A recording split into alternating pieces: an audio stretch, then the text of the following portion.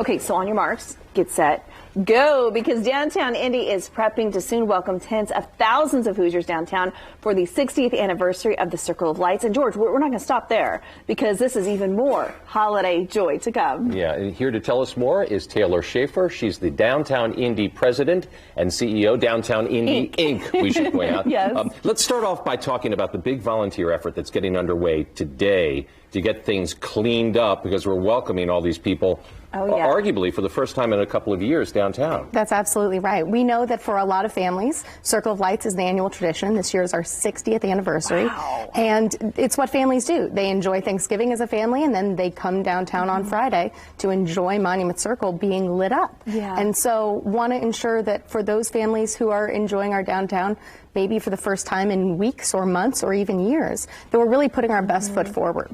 And I wonder, too, how does prep work look for something like this, especially for 60th anniversary, because that's a big deal. Are you guys celebrating in a unique way? Well, I would tell you that this event isn't possible without our partners. The men and women of IBEW spend time on in this year, a snowy Saturday, setting the lights up, ensuring that all of those things are ready to go. In addition, we have crews that are out throughout the week that are helping to clean things up, make sure that everything in downtown looks wonderful and pristine. We work very closely with our partners at IMPD to ensure that we have really thought through the entirety of the event.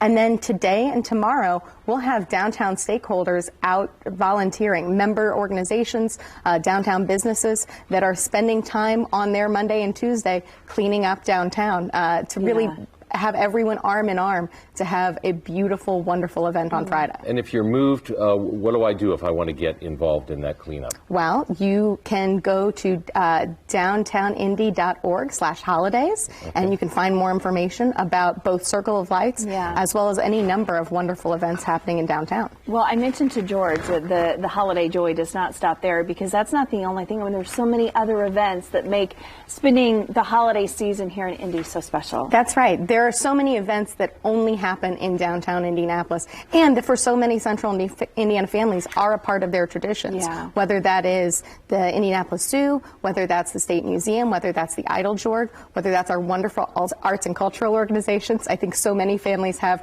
Christmas Carol or Yuletide built into their holiday schedule, and so it's wonderful to be able to really celebrate that in downtown Indianapolis in ways that only downtown can. Do you get the sense that we are hungry to bring Christmas back this year after a couple of years of just kind of all being stuck by ourselves in some corner? No, I think that's exactly right. I think, and that the fact that for so many people, they haven't gotten to do the things that they normally would, whether that's bringing a bunch of people together or getting out and doing things. And this Christmas really should be a wonderful invitation for people to get back downtown, to enjoy the holiday events that have long been a part of their family's traditions, and enjoy the holiday season. And I love how you say traditions, because for so many people, I mean, this is a part of what they do, and traditions are so important. And I wonder for you, from your perspective, I mean, you see people come down, you see the joy on their faces. What is it about how Indianapolis celebrates the holiday season that just makes them want to come back for more?